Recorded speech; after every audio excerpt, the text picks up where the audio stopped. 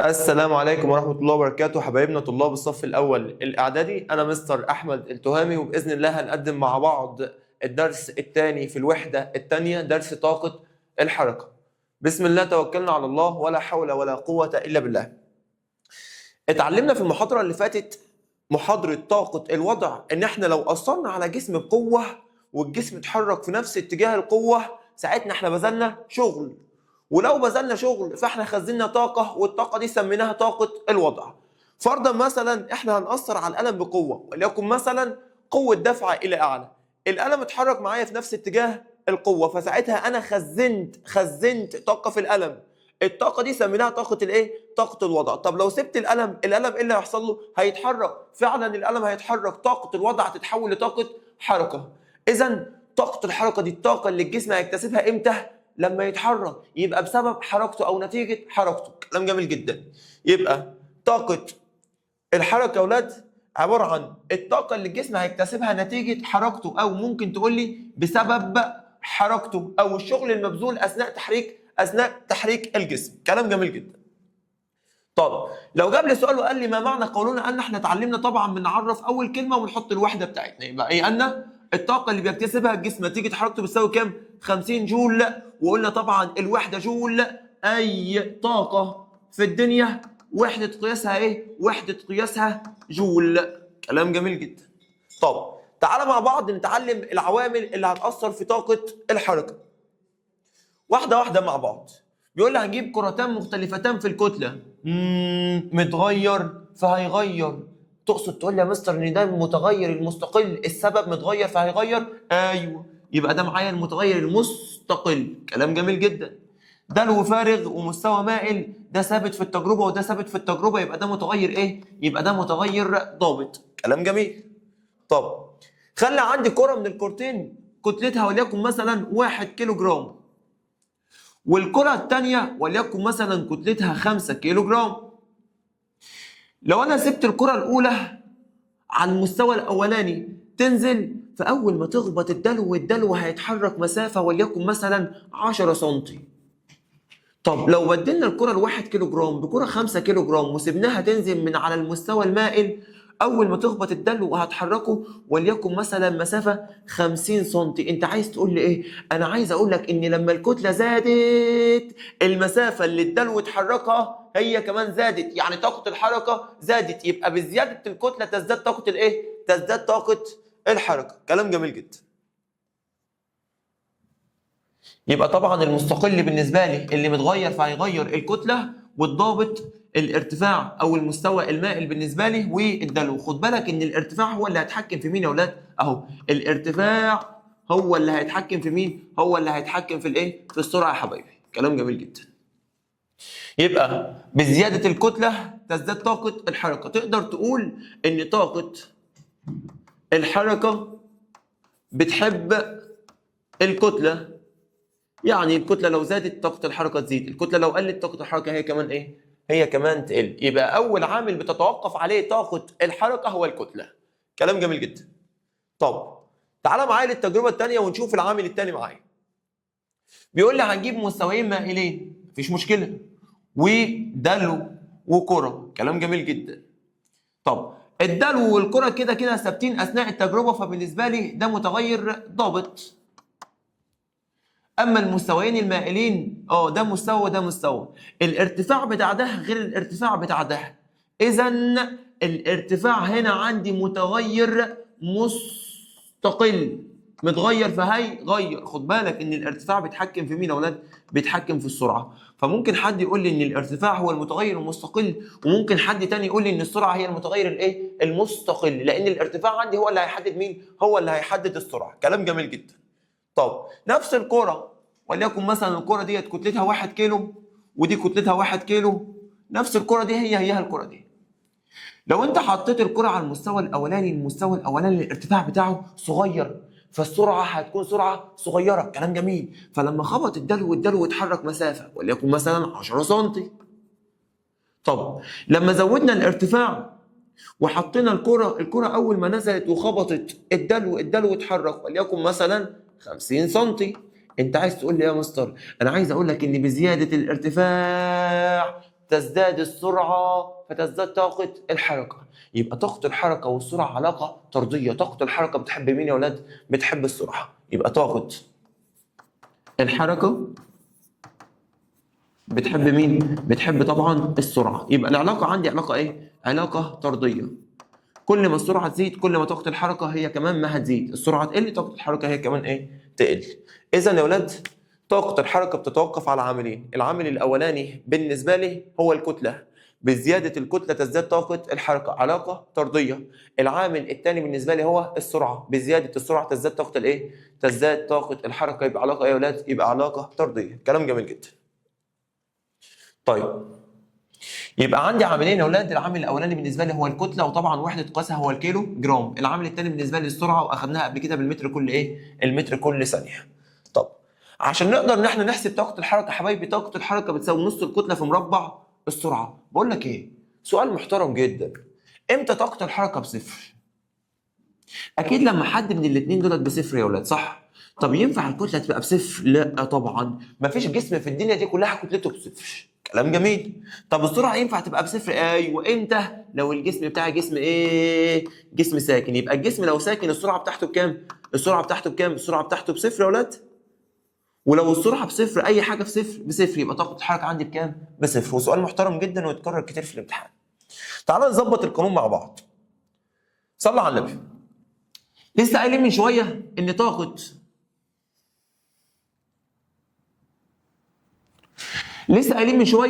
طاقه الحركه بتساوي نص الكتله في مربع السرعه. كلام جميل جدا. اي قانون من 3 عوامل يا اولاد اتفقنا مع بعض ان احنا هنحطهم في مثلث، اللي مضروبين في بعض بنحطهم في المقام. يبقى تحت نص الكتله ومربع السرعه وفوق طاقه الحركه. كلام جميل جدا. لو انا عايز طاقه الحركه بيساوي نص الكتله في مربع السرعه، بس النص ده مضايقني شويه، ما تيجي نتخلص من النص ده يا ولاد؟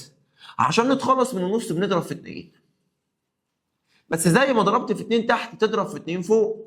كلام جميل جدا. طيب الاثنين في البسط الاثنين في المقام يروحوا مع بعض، هيتبقى عندي الاثنين اللي فوق. فلو سعادتك محتاج الكتله هنا، الكتله بتساوي 2 طاقه الحركه على مربع السرعه. ولو عايز مربع السرعه 2 طاقه الحركه على مين؟ على الكتله. يبقى بيني وبينك يا معالي الباشا، لو عايز طاقه الحركه مباشر نص الكتله في مربع السرعه. كلام جميل جدا. اما لو عايز اي حاجه من اللي في المقام بنطلع 2 فوق. فلو عايز الكتله يبقى 2 طاقه الحركه على مربع السرعه، ولو عايز مربع السرعه يبقى 2 طاقه الحركه على مين؟ 2 طاقه الحركه على الكتله. كلام جميل جدا. خد بالك من هنا، اعلى نقطه في الامثله ديت واعلى نقطه في مسائل طاقه الحركه يطلب منك السرعه. اللي عندك في القانون مربع السرعه. طب عشان تجيب السرعه بنجيب مربع السرعه وناخد لها الجذر التربيعي. التربيعي. ودي اعلى فكره في مسائل طاقه الحركه كلها. تعال نحل مع بعض المسائل يلا. طبعا يا حبايبي الكتله الاختصار بتاعها ام، والسرعه في، وطاقه الحركه الكي اي اختصار كلمه كاينيتيك انرجي. بيقول لي احسب طاقه الحركه لكره معدنيه كتلتها، اداني الكتله تتحرك بسرعه مقدارها 3 متر كل ثانيه. الوحدات عندي مظبوطه يبقى نشتغل على طول. كلام جميل. طب يبقى طاقه الحركه بتساوي نص الكتله في مربع السرعه، يبقى نص ام في تربيع. تطلع معايا بتسعة ايه؟ تطلع معايا ب9 جول، عشان طبعا طاقه. السؤال الثاني عندي بيقول لي احسب كتله جسم طاقه حركته، اداني طاقه الحركه واداني السرعه، الوحدات متظبطه عندي نشتغل على طول. طب انا محتاج مين؟ محتاج الكتله. يبقى 2 طاقه الحركه على مين؟ على مربع السرعه. يبقى الكتله اللي هي اختصارها ام يساوي 2 طاقه الحركه على مين يا ولاد؟ على مربع السرعه. يبقى 2 طاقه الحركه عندي ب 48 والسرعه ب 4 تربيعها كام؟ 16. تطلع معايا ب 6 كيلو جرام. كلام جميل. تعال نجرب كام مساله. بيقول لي احسب سرعه جسم كتلته 10 كيلو جرام، اداني الكتله وطاقه حركته ب 500 جول. كلام جميل.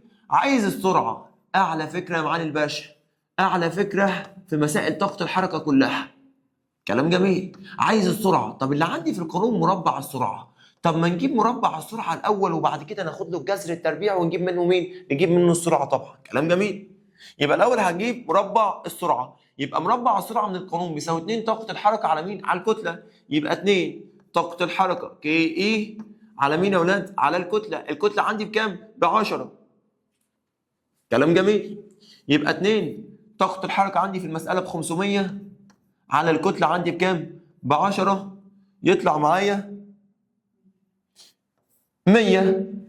ال100 اللي انت طلعتها ديت مربع السرعه. طب ما تيجي ناخد لها الجذر التربيعي ونجيب السرعه بس يا اولاد. يبقى اللي طلع لي مربع السرعه ناخد له الجذر التربيعي يطلع معايا بمين يا اولاد؟ يطلع معايا بالسرعه على طول. كلام جميل جدا. طب تعالوا نشوف كده اسئله ماذا يحدث. صلوا على النبي. لو انا اديتك جسمين عندهم نفس الكتله، ساعتها اللي هيتحكم في طاقه الحركه السرعه. ولو انا اديتك جسمين عندهم نفس السرعه، فساعتها اللي هيتحكم في طاقه الحركه هو الكتله. مش طاقه الحركه بتساوي نص الكتله في مربع السرعه. كلام جميل. لو واحد ثابت الثاني هو اللي يتحكم. لو واحد ثابت الثاني هو اللي يتحكم. تعال نشوف كده ونطبق. بيقول لي تحرك سيارتين A و B لهما نفس مين؟ الكتله، بس بسرعتين مختلفتين. طالما ليهم نفس الكتله، مين اللي هيتحكم في طاقه الحركه؟ يبقى طاقه الحركه هنا يا معالي الباشا اللي هيتحكم فيها مين؟ اللي هيتحكم فيها السرعه. اللي سرعته اكبر طاقه حركته تكون اكبر. طب بالنسبه للسؤال الثاني، بيقول لك تحرك سياره A وشاحنه C بنفس السرعه، يبقى اللي هيتحكم في طاقه الحركه هنا هو الكتله. طالما ليهم نفس السرعه يبقى اللي هيتحكم الكتله، يبقى اللي كتلته اكبر طاقه حركته هتكون اكبر طبعا. كلام جميل جدا. يبقى انا لو بصيت على السياره A والسياره C هلاقي ان نفس السرعه، يبقى اللي هيتحكم فينا مين يا اولاد؟ اللي هيتحكم هنا الكتله. يبقى طبعا الشاحنه كتلتها اكبر، يبقى الشاحنه طاقه حركتها اكبر. اما لو انا قارنت ما بين A وB، A وB لهم نفس الكتله بس السرعه متغيره طبعا. اللي سرعته اكبر طاقه حركته ايه؟ طاقه حركته هتكون اكبر. كلام جميل جدا. يبقى العوامل اللي هتتوقف عليها طاقه الحركه حاجتين، الكتله ومربع السرعه. والعلاقه مع الاثنين علاقه ايه يا اولاد؟ علاقه طرديه بتحب الاثنين. بتحب الاثنين يا اولاد، بتحب الكتله وبتحب مربع مين؟ وبتحب مربع السرعه. طب لو جيت نمثل الكلام ده هو بيان يا اولاد، طبعا ده شكل العلاقه الطرديه يا اولاد. بس في حاجه، الرسمه عندي ما طلعتش بالصفر. اشمعنى؟ هل في جسم في الدنيا كتلته بصفر يا اولاد؟ لا، عشان كده الرسمه ما بدتش بالصفر عندي. تمام؟ عندي ارقام طبعا بنمثلها. يعني مثلا هنا قال لي الكتله ب2 وطاقه الحركه ب1، امشي مع الكتله ب2 وطاقه الحركه ب1 واحط نقطه. الكتله ب4 وطاقه الحركه ب2، 4 و2 واحط نقطه. الكتله ب6 وطاقه الحركه ب3، نمشي مع ال6 وال3 ونحط نقطه ونوصل ما بينهم. خد بالك من الحته دي. يبقى حبايب قلبي احنا هنا ما طلعناش من الصفر عشان ما فيش جسم ايه؟ كتلته صفر. طب العلاقه ما بين طاقه الحركه ومربع السرعه برضه نفس النظام يا اولاد، ما طلعناش من الصفر. اشمعنى؟ لان السرعه مش هتبقى بصفر، لان السرعه لو بصفر طاقه الحركه بكام؟ بصفر طبعا. العلاقه عندي هنا طبعا علاقه ايه؟ علاقه طرديه. كلام جميل جدا.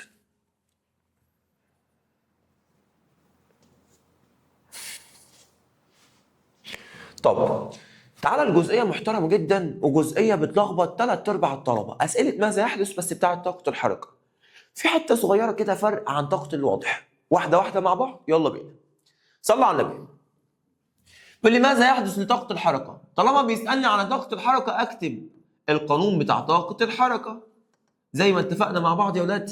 طاقه الحركه بتساوي نص الكتله في مربع السرعه. كلام جميل جدا.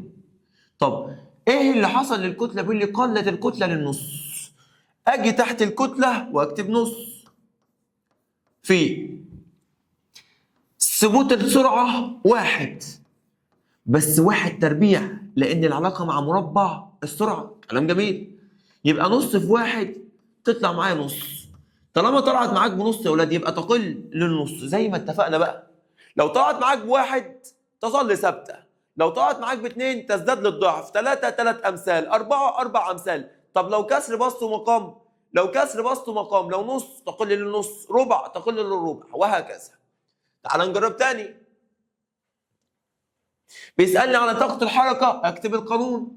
طاقة الحركة بتساوي نص الكتلة في مربع السرعة. طب ايه اللي حصل للسرعة؟ قال لي زادت السرعة للضعف مع ثبوت الكتلة، الكتلة ثابتة يبقى 1 في زادت السرعة للضعف يبقى 2، بس ما تنساش يا معالي الباشا 2 تربيع يبقى 1 في 2 تربيع، 1 في 4 يطلع معايا ب4 يبقى تزداد 4 أمثال. تعال نجرب تاني. بيقول لي قلت الكتلة للنص وزادت السرعة للضعف، بيسألني على طاقة الحركة، يبقى طاقة الحركة بتساوي نص الكتلة في مربع السرعة. الكتلة قلت للنص، اكتب تحت منها نص. السرعة زادت للضعف يبقى 2، بس 2 تربيع، ما تنساش التربيع، يبقى نص في 2 تربيع ب4 يطلع معايا بكام؟ ب2، يبقى تزداد للضعف، وعلى فكرة مرجحة جدا في الامتحان بتاع آخر السنة. طب تعال نحل السؤال رقم 4. بيقول لي قلت كتلة للربع وزادت السرعة للضعف، يبقى اكتب القانون بتاعي. طاقة الحركة بتساوي نص الكتلة في مربع مين يا ولاد؟ في مربع السرعة. ايه اللي حصل للكتلة؟ قلت للربع، اجي تحت منها اكتب ربع. خد بالك انا ماليش علاقة بالنص اللي قبلها في القانون ده، كأنك مش شايفه يا عم، كأنك مش شايفه. في مربع السرعة، السرعة ايه اللي حصل لها؟ زادت للضعف 2، بس 2 تربيع، كلام جميل. يبقى ربع في 4، 4 مع الأربعة يطلع معايا بكام؟ ب1، يبقى تظل ثابتة. يبقى تظل ايه يا ولاد؟ تظل ثابتة.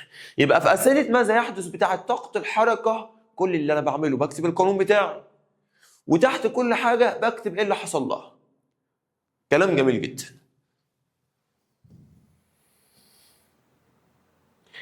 تعالى لمسألة محترمة جدا. صلى على النبي. بيقول لي جسمين اكس وواي، كتلة الجسم اكس ضعف كتلة الجسم واي، وسرعة اكس نص واي. حاسس بلخبطة؟ يا عم واحدة واحدة مع بعض. هنا ما ادانيش ارقام، اذا انا هفرض ارقام. هو قال لي ان كتلة الجسم اكس ضعف كتلة الجسم واي، يعني مثلا خلي الجسم اكس كتلته وليكن مثلا ب 10 كيلو جرام. قال لي ان اكس ضعف كتلة واي، يعني اكس قد واي كم مرة؟ مرتين، يبقى الواي بالنسبة لي 5 كيلو جرام. كلام جميل، يبقى ده بالنسبة للكتلة. طيب بالنسبة للسرعة بقى، قال لي سرعة الجسم اكس نص سرعة الجسم واي. سرعة اكس سرعة واي، قال لي اكس نص واي، يعني خلي الاكس مثلا ب5 متر كل ثانية، يبقى واي ب10 متر كل ثانية. كلام جميل. عندي كتلة، عندي سرعة، عندي كتلة، عندي سرعة. طب ما تيجي نجيب طاقة الحركة للاثنين واحدة واحدة مع بعض، واحدة واحدة مع بعض. طاقة الحركة يا ولاد بيساوي نص الكتلة في مربع السرعة، يبقى نص. يبقى نص الكتلة بالنسبة لي 10 في مربع السرعة بالنسبة لي 5، بس 5 تربيع، يطلع معايا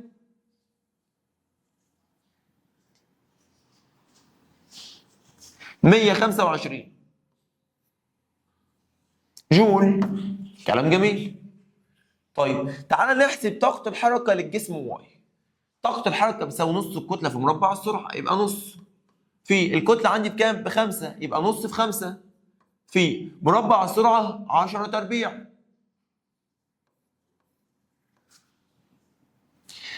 تمام؟ يطلع معايا بكام؟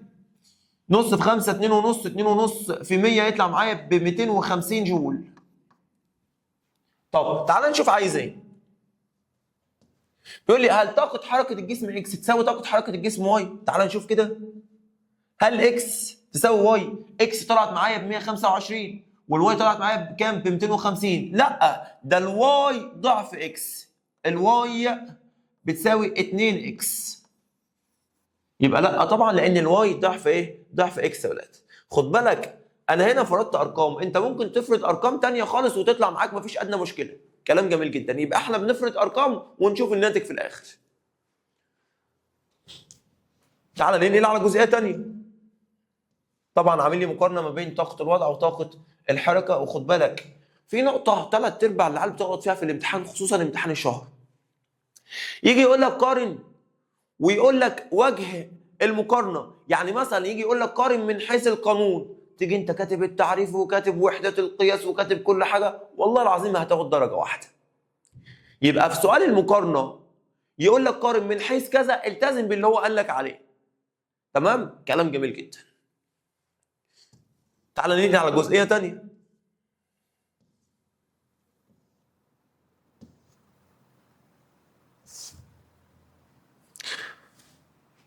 صلى على النبي. العلاقه بين طاقه الوضع وطاقه الحركه. تعالى كده مع بعض نظبط الجزء ده، لان الجزء ده محترم جدا. صلى على النبي. انا لو عندي بندول، كرة البندول بتبقى واقفة في المكان ده، بتبقى ثابتة في المكان ده، بتبقى ساكنة في المكان ده، فالمكان ده بيسموه الموضع الأصلي أو بيسموه موضع السكون. كلام جميل جدا. خلي موضع السكون نرمز له بالرمز إيه؟ طب أنا لو سحبت الكرة ديت مسافة، أنا كده بذلت شغل. طالما بذلت شغل، اتعلمنا ان احنا لو بذلنا شغل يا اولاد بنخزن طاقه، والطاقه اللي احنا بنخزنها بنسميها طاقه الايه؟ طاقه الوضع. كلام جميل. يبقى احنا لو سحبنا كره البندول من موضع السكون للموضع ده اللي هو عند اقصى ارتفاع، فساعتها احنا بذلنا شغل فخزننا طاقه، الطاقه اللي احنا خزناها هي طاقه الايه؟ هي طاقه الوضع. هي طاقه الايه يا اولاد؟ هي طاقه الوضع. كلام جميل جدا. لو انا سبت كرة البندول من الموضع ده، ايه اللي بيحصل لها؟ هتبدأ ان هي تتحرك. يعني ايه اللي بيحصل؟ طاقة الوضع تتحول لطاقة حركة. كلام جميل. وكل ما اقرب للنقطة ايه؟ كل السرعة بتاعتي ما ايه اللي هيحصل لها يا ولاد؟ ما هتزيد. طب اول ما اعدي النقطة ايه واروح للناحية التانية لحد ما اوصل اقصى ارتفاع، هتلاقي ان السرعة بتقل بتقل بتقل بتقل بتقل لحد السرعة بتاعتي بتبقى بكام؟ بصفر. ساعتها انا خزنت طاقة، بقى عندي طاقة وضع. شوية الكرة تنزل تاني، طاقة الوضع تتحول لطاقة حركة. يبقى في البندول البسيط بيحصل تبادل ما بين طاقتي الوضع والحركة. طب عايز منك معلومة مهمة جدا، صلى على النبي. سواء عند الموضع رقم 1 أو الموضع رقم 2، ده بيسموه يا ولاد أقصى ارتفاع. أقصى ارتفاع. كلام جميل. طب عند أقصى ارتفاع بتكون طاقة الوضع أكبر ما يمكن. كلام جميل. طب الكرة لما تيجي هنا يا ولاد مش بتقف ثانية كده ولا حاجة؟ كلام جميل. وقفت يعني سرعتها بكام؟ بصفر. يبقى طاقة حركتها بصفر. يبقى طاقة الحركة هنا بالنسبة لي بكام يا ولاد؟ طاقة الحركة بالنسبة لي بكام؟ بصفر. يبقى عند أقصى ارتفاع سواء في الجنب ده أو الجنب ده، ساعتها طاقة الوضع بالنسبة لي أكبر ما يمكن وطاقة الحركة بصفر. طاقة الوضع أكبر ما يمكن عشان الارتفاع أكبر حاجة. كلام جميل. طاقة الحركة بصفر عشان السرعة بكام؟ بصفر. كلام جميل جدا. طيب عند الموضع ده اللي هو موضع السكون أو اسمه الموضع الأصلي، ساعتها يا أولاد السرعة بتكون أكبر ما يمكن. طالما السرعة أكبر ما يمكن يا أولاد، يبقى طاقة الحركة أكبر ما يمكن. وطاقة الوضع في الموضع ده بتكون أقل ما يمكن، تقدر تقول عليها بصفر يا عم. كلام جميل. يبقى حبايب قلبي عند أقصى ارتفاع، عند أقصى ارتفاع سواء على الجنب ده أو الجنب ده، عند أقصى الارتفاع ارتفاع أكبر ما يمكن، يبقى طاقة الوضع أكبر ما يمكن. طب السرعة بصفر، يبقى طاقة الحركة بكام؟ بصفر. يبقى يمين شمال عند أقصى ارتفاع سواء يمين أو شمال، طاقة الوضع أكبر ما يمكن، طاقة الحركة بكام؟ بصفر. طب عند الموضع الأصلي أو اللي بيسموه موضع السكون يا أولاد، السرعة بتكون أكبر حاجة، فطاقة الحركة بتكون أكبر ما يمكن. أما طاقة الوضع أقل ما يمكن، تقدر تقول عليها بكام؟ بصفر. كلام جميل جدا. طيب صلى على النبي. يبقى الملخص بتاعي ان عند اقصى ارتفاع يمين وشمال طاقة الوضع اكبر ما يمكن، طاقة الحركة بكام؟ بصفر. اما عند الموضع الاصلي اللي احنا بنسموه موضع السكون، ساعتها طاقة الوضع ممكن تقول لي اقل ما يمكن وممكن تقول لي صفر، مفيش مشكله، كلام جميل، الكتاب جايبها صفر، هي اقل ما يمكن والله، بس تقدر تقول عليها صفر. طيب طاقة الحركة بالنسبة لي بتكون أكبر ما يمكن، إشمعنى؟ لأن السرعة أكبر ما يمكن. كلام جميل جدا.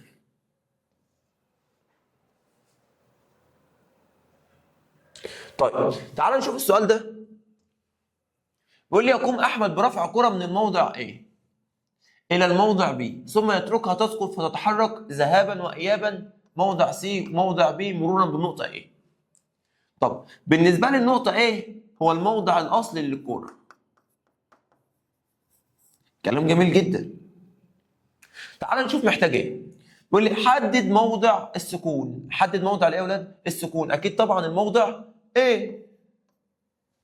الموضع الذي تكون عنده طاقة الحركة أقل ما يمكن. طاقة الحركة أقل ما يمكن، الكلام ده بيحصل فين؟ عند أقصى ارتفاع اللي هو عند النقطة C وعند النقطة إيه؟ B. يبقى النقطة C والنقطة B.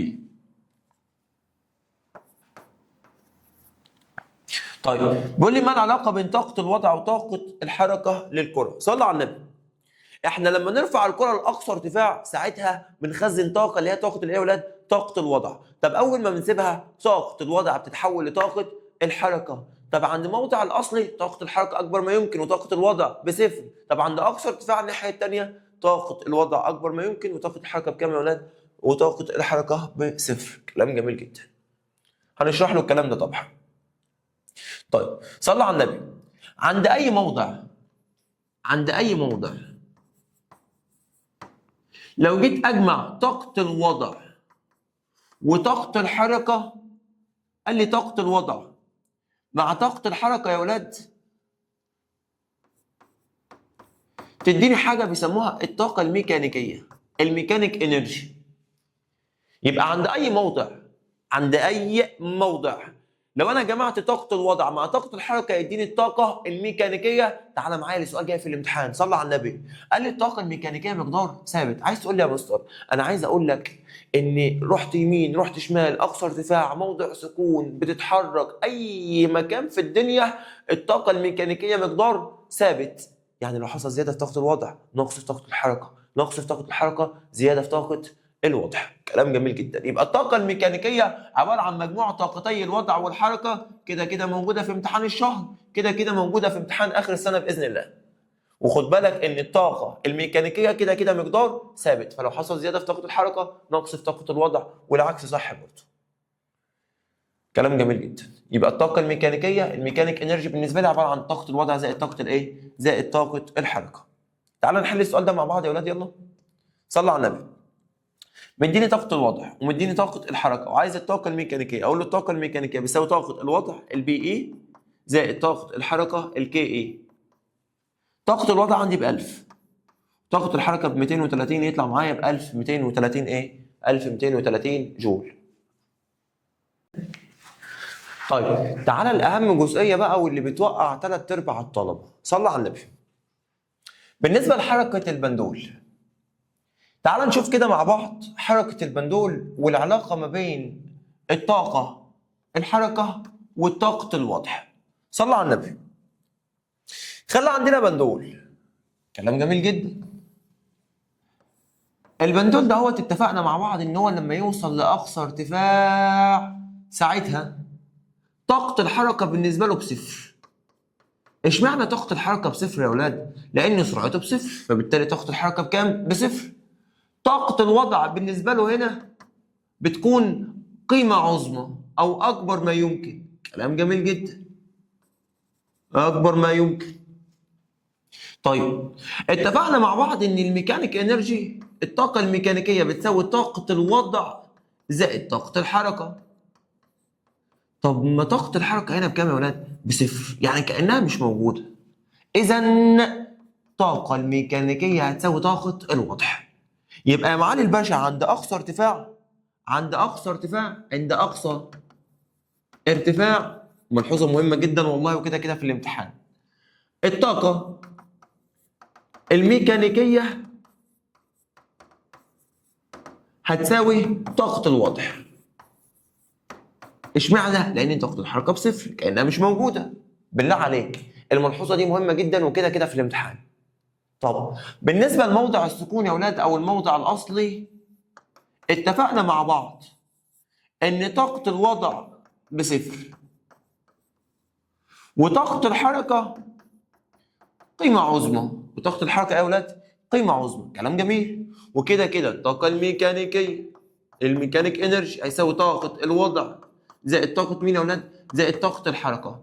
طب ما طاقه الوضع بصفر يعني كانها مش موجوده، اذا الطاقه الميكانيكيه هتساوي طاقه مين يا اولاد؟ طاقه الحركه. يبقى بالنسبه للبندول البسيط الطاقه الميكانيكيه هتساوي طاقه الوضع عند اقصى ارتفاع، وهتساوي طاقه الحركه عند موضع مين يا اولاد؟ عند موضع السكون. لحظه المرور بموضع مين يا اولاد؟ بموضع السكون. طبعا هنا زي هنا، اقصى ارتفاع هنا زي اقصى ارتفاع هنا، اللي بيختلف عنهم مين طبعا؟ موضع السكون. كلام جميل جدا. طيب يبقى هنا يا ولاد الطاقة الميكانيكية هتساوي طاقة الوضع، والكلام ده بيحصل فين؟ عند أقصى ارتفاع. وبالله عليك ملحوظة مهمة جدا كده كده في الامتحان. طيب كلام جميل. طب عند منتصف المسافة، عند منتصف المسافة ما بين أقصى ارتفاع وما بين موضع السكون، يبقى هنا طبعا أقصى ارتفاع، وهنا إيه يا ولاد؟ وهنا طبعا موضع السكون. عند منتصف المسافة ساعتها طاقة الوضع هتساوي طاقة الحركة، طاقة الوضع هتساوي طاقة الحركة. فبالنسبة لي الطاقة الميكانيكية يا إما تقول لي طاقة الوضع زائد طاقة الحركة. تعال نظبطها مع بعض، يلا صلى على النبي.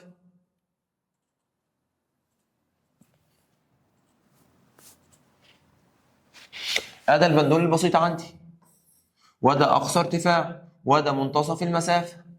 يبقى هنا الموضع الأصلي،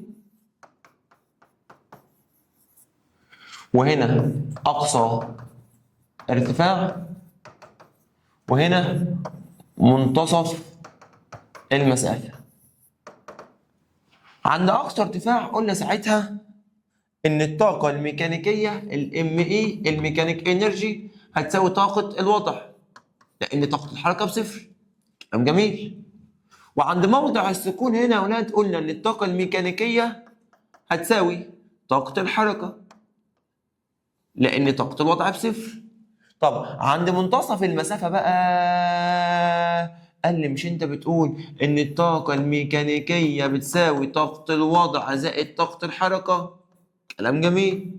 طب ما طاقة الوضع بتساوي طاقة الحركة، فانت ممكن تشيل طاقة الوضع وتحط طاقة الحركة، لان الاتنين بيساووا بعض. فساعتها الطاقة الميكانيكية الميكانيك انرجي هتساوي طاقة الحركة، طاقة الحركة يبقى هتساوي 2 طاقة الحركة. او ممكن تشيل طاقة الحركة وتكتب طاقة الوضع، لان الاتنين بيساووا بعض. فساعتها الطاقة الميكانيكية هتساوي 2 طاقة الايه يا ولاد؟ 2 طاقة الوضع. 2 طاقة الوضع. يبقى الطاقة الميكانيكية عند منتصف المسافة يا اما تساوي 2 طاقة الحركة يا اما تساوي 2 طاقة الوضع. كلام جميل جدا. يبقى الطاقة الميكانيكية بتساوي 2 طاقة الحركة او 2 طاقة الايه يا ولاد؟ او 2 طاقة الوضع. تمام؟ كلام جميل جدا. يعني طاقة الوضع نص الطاقة الميكانيكية او طاقة الحركة نص الطاقة الايه؟ الميكانيكية. طب لحظة الوصول إلى الموضع الأصلي قلنا هنا يا معالي الباشا طاقة الوضع بكام؟ بصفر.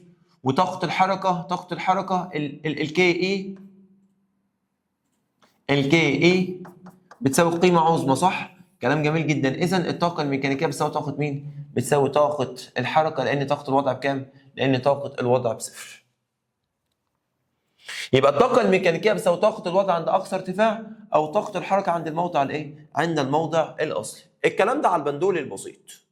طب أنا لو معايا كرة وهعمل لها إسقاط من مكان مرتفع، طبعا يا ولاد عند أقصى ارتفاع طاقة الوضع أكبر ما يمكن وطاقة الحركة بكام؟ بصفر. أنا لو معايا كورة، الكرة دي أنا لو ماسكها كده عند أقصى ارتفاع هي بتتحرك؟ لا، فطاقة الحركة بالنسبة لي بكام؟ بصفر. طب الارتفاع الكبير يبقى طاقة الوضع أكبر ما يمكن، يبقى ساعتها الطاقة الميكانيكية هتساوي طاقة مين؟ هتساوي طاقة الوضع. كلام جميل جدا أهو.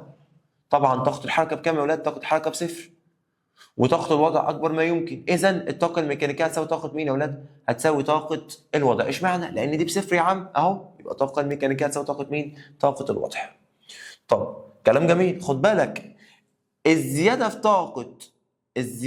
في طاقة الحركة يقابلها نقصان في طاقة الوضع، بينما تظل الطاقة الميكانيكية مقدار ثابت طبعا. خد بالك من حاجة برضو، عند منتصف المسافة اهو طاقة الوضع بتساوي طاقة مين يا أولاد؟ بتساوي طاقة الحركة. طبعا زيادة في واحدة نقص في واحدة زيادة في الثانية، بينما يظل مجموعهم إيه؟ ثابت، اللي هو الطاقة الميكانيكية. اللي تهمني دي لحظة الوصول ساعتها طاقة الوضع بصفر يا أولاد، وطاقة الحركة بتكون قيمة عظمى، بتكون أكبر ما يمكن، فساعتها الطاقة الميكانيكية هتساوي طاقة مين؟ هتساوي طاقة الحركة.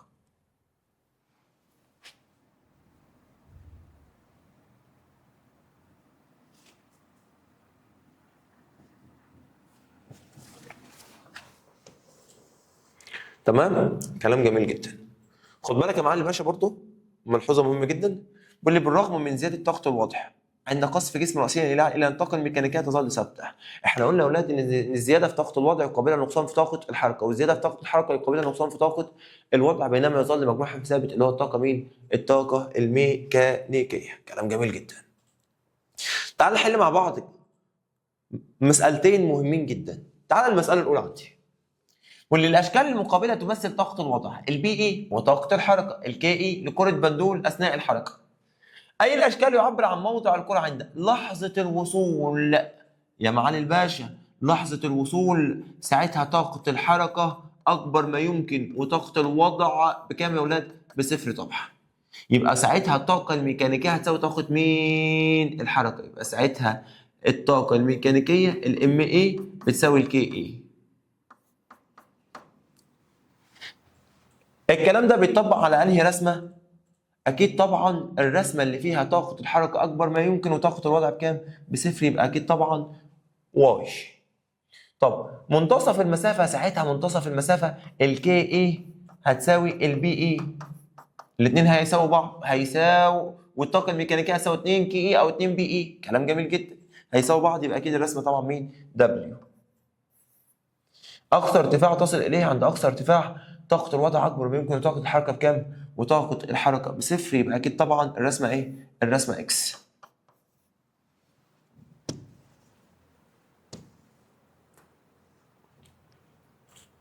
في الشكل المقابل تهبط سياره من موضع السكون A على منحنى حتى الوصول الى سطح الارض C، فاذا كانت الطاقه الميكانيكيه ب 600، انت عارف يا معلم الباشا ان دي مقدار ثابت. كلام جميل جدا. حدد مقدار كل من ميال للسياره. طاقه الوضع عند ايه؟ طاقه الوضع عند ايه؟ صلوا على النبي. مش ايه بالنسبه لي يا اولاد هو اقصى ارتفاع؟ كلام جميل جدا. طب عند اقصى ارتفاع طاقه الوضع بتساوي الطاقه الميكانيكيه، والطاقه الميكانيكيه عندي هنا بكام؟ ب 600، يبقى طاقه الوضع هي كمان بكام؟ ب 600، يبقى 600 جول. طب طاقه الحركه عند سي لحظه الوصول، عند لحظه الوصول يا اولاد بتكون الطاقه الميكانيكيه بتساوي طاقه الحركه. طب الطاقه الميكانيكيه ب 600، يبقى طاقه الحركه هي كمان بكام؟ ب 600 جول. يبقى طاقة الحركة بكام يا ولاد؟ 600 جول. طب احسب كل من ميل للسيارة. طاقة الوضع عند منتصف المسافة. يا معالي الباشا احنا اتعلمنا مع بعض ان عند منتصف المسافة طاقة الوضع بتساوي طاقة الحركة. طاقة الوضع بتساوي طاقة الايه؟ الحركة، ومجموعهم بيدي الطاقة الميكانيكية. كلام جميل جدا. فنجيب الطاقة الميكانيكية نقسمها على 2 يديني طاقة الوضع او طاقة الحركة، لان كده كده الاثنين بيساووا بعض. يبقى طبعا هتساوي 300. طلعت معايا بكام يا ولاد؟ طالما عند منتصف المسافة يبقى تطلع معايا بكام؟ ب 300 طبعا، 300 جول. طاقة الحركة عند الموضع B إذا كانت طاقة الوضع ب 400، طاقة الوضع ب 400 والطاقة الميكانيكية ب 600، كل 600 ناخد منهم 400 بقى كام؟ 200 جول طبعا.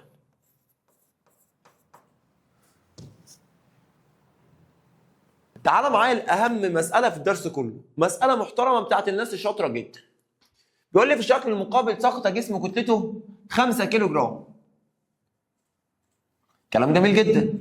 من النقطة A. يبقى الكتلة معايا 5 كيلو جرام من النقطة A. احسب السرعة عند النقطة A B. كلام جميل واداني شدة مجال الجاذبية. عايز السرعة هنا عند النقطة B. طب أنا عشان أجيب السرعة لازم لي طاقة الحركة. كلام جميل جدا. طب عشان أجيب طاقة الحركة لازم أجيب الطاقة الميكانيكية وطاقة الوضع. كلام جميل جدا. يبقى أنا عايز الطاقة الميكانيكية وعايز كمان طاقة الوضع. طب ما احنا خدنا ملحوظتين مهمين جدا يا ولاد. الملحوظة الأولى كانت بتقول لي إن الطاقة الميكانيكية بتساوي طاقة الوضع عند أقصى ارتفاع. تعال نجرب. يبقى أقول له الطاقة الميكانيكية، الميكانيك انرجي، بتساوي طاقة الوضع. الكلام ده فين يا ولاد؟ عند أقصى ارتفاع. عند أقصى ارتفاع. طب ما تيجي نجيب طاقة الوضع عند أقصى ارتفاع. طاقة الوضع عند أقصى ارتفاع يا ولاد، طاقة الوضع بتساوي الكتلة في شدة مجال الجاذبية في الارتفاع. الكتلة في شدة مجال الجاذبية. بس بص معايا كده، فين أقصى ارتفاع؟ إيه؟ طب عند أقصى ارتفاع الارتفاع عندي بكام؟ 9 و3 كام؟ 12. يبقى أنا هنعوض عن الارتفاع بكام يا ولاد؟ ب 12. لأن عايز أقصى ارتفاع. أهو 9 زائد 3 بكام يا ولاد؟ ب 12. جبت طاقة الوضع. طاقة الوضع عند أقصى ارتفاع بتساوي الطاقة الميكانيكية. كلام جميل. طيب يبقى الطاقة الميكانيكية ب 600. الطاقة الميكانيكية عند إيه؟ هي الطاقة الميكانيكية عند بي، ولو عندي نقطة كمان سي مفيش مشكلة، الطاقة الميكانيكية عندها مالها؟ ثابتة. كلام جميل. طيب هو عايز السرعة هنا. طب ما نجيب طاقة الحركة هنا. طب ما عنديش حاجة أجيب بيها طاقة الحركة. طب ما احنا ممكن نجيب طاقة الوضع عند النقطة B ونطرحها من الطاقة الميكانيكية يديني طاقة الحركة. كلام جميل جدا. يبقى هنجيب طاقة الوضع عند النقطة B، بعد كده يا اولاد نطرحها من الطاقة الميكانيكية يديني طاقة مين؟ طاقة الحركة. يبقى انا هجيب يا اولاد عند النقطة B اهوت، هجيب طاقة مين؟ طاقة الوضع. طلعت معايا ب 450. نطرحهم من ال 600 يطلع معايا بكام؟ ب 150. اذا عند النقطة B 150 ده مين يا ولاد؟ طاقة الحركة. طب عندي طاقة الحركة وعايز اجيب مين؟ السرعة. طب ما نجيب مربع السرعة، ومن مربع السرعة نجيب مين يا ولاد؟ نجيب السرعة. هناخد الجذر التربيعي لمربع السرعة ونجيب منه السرعة.